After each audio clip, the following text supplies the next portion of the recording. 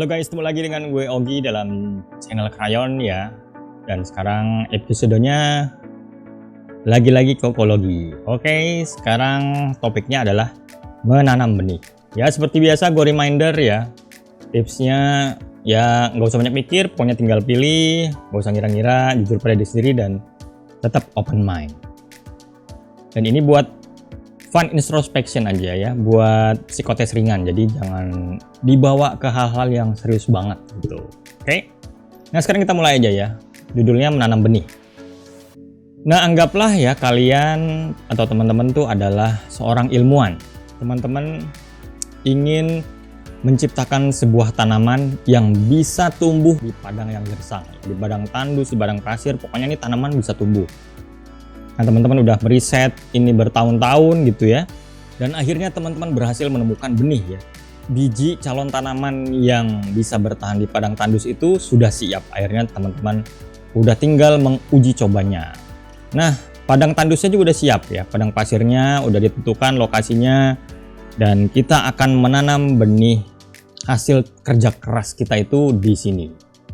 Nah untuk uji coba ini teman-teman menyiapkan 100 biji atau 100 benih dari calon tanaman yang bisa tumbuh di padang tandus. Jadi udah siap nih, udah tinggal kita tanam terus kita lihat nanti hasilnya seperti apa. Nah pertanyaannya adalah ini, dari 100 benih yang ditanam berapa yang kemudian berhasil tumbuh? Berikan angka dari 0 sampai 100. Jadi dalam range segitu kira-kira teman-teman milihnya angka berapa? Ya, mudah kan? Terus nanti kita lihat ilmuwan tuh mencerminkan apa sih gitu ya. Terus nanti padang tandus tuh mencerminkan apa. Nah ini kita lihat. Oke, udah dipilih angkanya ya. Mari kita lanjut lah. Nah ini sebetulnya ya, ilmuwan itu melambangkan rasa percaya diri kita. Atau bisa juga kesombongan. Ya kan kalau orang pede banget kan kita bisa nyebutnya ini anak sengak banget sih, sombong banget gitu ya, karena kepedean gitu kan, over confidence. Nah ilmuwan tuh mencerminkan itu, sedangkan padang pasir melambangkan tantangan yang sangat sulit atau yang sulit. Nah sekarang kita lihat masing-masing angkanya. Kalau teman-teman ngejawab 99 sampai 100 benih yang tumbuh, jadi hampir total 99% tumbuh gitu ya. Nah itu bisa dikatakan teman-teman orang yang terlalu percaya diri. Malah bisa dibilang sombong.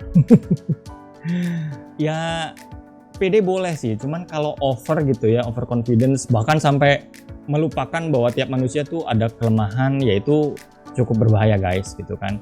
Jadi kesannya apapun ada di kita gitu, tanpa bantuan Tuhan, tanpa apa. Nah itu juga sangat bahaya. Makanya yang jawab 99, 100, nah itu coba agak sedikit introspeksi. Karena sepede-pedenya kita sangat bisa ada faktor X ya yang bisa bikin kita gagal atau jatuh gitu. Nah itu yang jawab 99 sampai 100. Jadi hati-hati guys. Jangan pede-pede banget ya, ada Tuhan. Nah terus yang kedua yang menjawab 81 sampai 98. Nah ini sangat percaya diri ya, tapi orang-orang nggak ngelihat teman-teman tuh sebagai orang yang sombong. Teman-teman tuh pede ya gara-gara ya emang kalau dari pengalaman kerja gue gitu, dari track record gue kayaknya ini bisa gitu loh. Jadi nggak asbun gitu jatuhnya. Nggak tahu-tahu gue bisa buka 19 juta lapangan kerja gitu, enggak. Padahal dia sendiri minta kerjaan. Ya you know who lah. Nah gitu-gitu tuh itu udah sombong banget gitu ya. Nah kalau yang tipikal milih ini, ya kita tahu kita tahu kompetensi kita karena apa? Karena kita sudah melakukan sejumlah hal gitu sebelumnya. Jadi dia cukup pede untuk memunculkan angka 81 sampai 98 gitu. Jadi nggak sombong kayak yang pertama ini ya. Kalau yang pertama kan songong banget gitu. Semuanya yakin pasti tumbuh gitu. Kalau yang ini enggak. Oke. Terus yang ketiga ini 61 sampai 80. Ini optimis yang berhati-hati. Ya mungkin ini juga pilihan paling banyak orang ya, atau mayoritas, karena ya dalam bersikap tuh memang kita sebaiknya kayak gini ya, hope for the best, prepare for the worst gitu ya, realistis aja gitu. Emang ini percobaan kok, ini tanaman yang belum pernah ada gitu ya, biji tanaman yang belum pernah ada yang gue coba, pasti ada kemungkinan bisa tumbuh bisa enggak, tapi gue tetap optimis kok, gue harus pelihara rasa optimis itu gitu. Jadi dia nggak ngejawab 50 gitu yang 50-50 enggak, tapi dia masih ada rasa optimis gitu. Jadi dia siap gagal ya. Terus kalau gagal nanti gue harus ngapain nih abis ini. Makanya cocok banget deh dengan hope for the best ya, prepare for the worst. Atau kalau mau satu katanya, realistis. Oke, terus selanjutnya 41 sampai 60 benih. Kalau teman-teman ngejawabnya di antara range ini ambang batas. Teman-teman tuh antara pede dan enggak gitu. Ya jangan pesimis amat lah gitu ya. Yang bagus ya realistis gitu, optimis tapi tetap hati-hati. Ya kalau buruk nanti gimana. Tapi kalau udah batas dibilang. Kalau udah jawabannya ini, mungkin teman-teman kurang mencoba sesuatu terlalu banyak gitu. Jadi nggak tahu kapabilitas teman-teman tuh di mana sih. Gue tuh skillnya seberapa sih gitu. Biasanya itu tuh PD tuh terbangun kalau kita do something gitu, do something di satu bidang tertentu ya. Oh gue bisa. Nah itu biasanya PD-nya naik. Tapi kalau teman-teman nggak mencoba atau mendalami suatu hal, biasanya ya kurang pede mulu gitu. Atau mencoba satu hal terus mentok, nggak berpikir kayaknya gue nggak di sini nih. Terus nggak coba hal lain lagi, ya akhirnya PD-nya segitu-segitu aja gitu. Jadi ada saatnya memang kita mencoba alternatif yang lain. Kalau memang di situ kita nggak bisa number one gitu ya, kok kemampuan gue kok mentok gitu. Ya coba hal lain, mungkin memang bukan di situ. Jadi pilihan ini ya benar-benar di ambang batas gitu. Nah terus selanjutnya 21 sampai 40. Ini orang-orang yang suka ragu sama diri sendiri dan cenderung membesar-besarkan tantangan yang menghadang. Atau boleh dibilang satu kata, pesimis. Jadi belum apa-apa udah, aduh kayaknya gue nggak bisa nih gitu. Kayaknya susah banget gitu. Padahal cuman bikin kopi gitu. Bikin kopi susah gitu. Bikin kopi ntar jari gue cedera gitu misalnya. Pokoknya dibesar-besarin gitu ya. Drama gitu. Padahal mah segala sesuatu tuh tinggal dicoba gitu. Gagal enggak, masalah hasil gimana Tuhan gitu misalnya kan. Tapi yang penting kita mencoba. Kalau berhasil kita tambah pede, kalau enggak ya evaluasi. Mungkin ada yang salah, mungkin emang gue bukan di situ tadi ya. Nah seperti itu. Nah kalau yang jawab 1 sampai 20 benih, nah ini gila, ini bukan cuman pesimis ya, tapi fokusnya pada kekurangan biasanya orangnya. Ya jadi gue nggak bisa ini. Akhirnya itu aja yang dilihat gitu. Terus compare sama orang lain gitu misalnya. Ya lu compare sama orang lain yang sudah tahunan di situ sama lu yang baru mulai juga, ya lu pasti kan drop gitu kan. Jadi jangan fokus pada kerendahan diri gitu. Karena kalau kita udah mikir nggak bisa, ya udah biasanya akan seterusnya nggak bisa.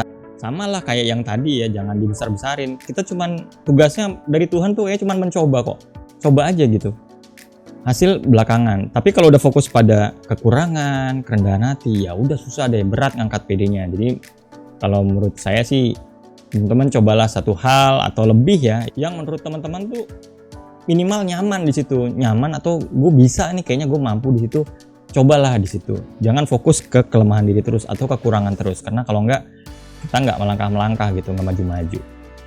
Gitu guys. Dan yang terakhir adalah ini, nggak ada yang tumbuh sama sekali. Aduh, ini sangat kurang percaya diri ya. Bisa jadi karena ingin selalu sempurna gitu, atau nggak mau salah, akhirnya udahlah gue nggak usah ngapain. Akhirnya semua dinilai terlalu sulit dan takut gitu ya. Gini takut. Kalau mau berbuat, takut salah nih gue gitu, takut salah gitu. Padahal salah itu bagian dari pembelajaran. Jadi kalau nggak sempurna gitu, kalau kayak orang perfeksionis mungkin, tapi nggak segini juga sih setahu gue orang perfeksionis ya, dia mau mencoba. Kalau ini kayaknya udah takut duluan gitu, gue emang udah nggak bisa apa-apa gitu, gue nggak punya kelebihan gitu ya. Jadi menghadapi ketakutan sendirinya aja masih kurang. Jadi sebaiknya kalau yang pilih ini, ya cobalah lawan ketakutan itu gitu. Poinnya sih tadi ya, coba. Kalau nggak coba nggak akan keluar hasilnya. Makanya ada ungkapan you never know until you try gitu. Kalau nggak coba kita nggak tahu gitu. Jadi coba, apapun hasilnya gimana nanti. Ya apapun lah teman-teman, mau bikin gambar, mau bikin tulisan, mau apa, coba yang penting. Hasilnya nanti gimana Tuhan ya. Yang penting ada progres dan kita bisa melampaui diri kita yang kemarin gitu. Kalau lo nggak berkarya kan kesannya nggak ada kemajuan gitu. Atau kalau nggak melakukan sesuatu kan kayaknya mandek gitu. Cuman kalau melakukan sesuatu di tiap hari walaupun kecil, itu berasa kok. Biasanya PD-nya naik dan ada progres. Walaupun hasilnya belum kelihatan, yang penting gue ada progres, itu ada usaha. Nah itu guys, gimana? Apakah sesuai atau enggak? Ya monggo dievaluasi masing-masing. Oke sip, itu aja untuk video kali ini. Semoga bisa bermanfaat. Terima kasih sudah menonton. Wassalamualaikum. Bye.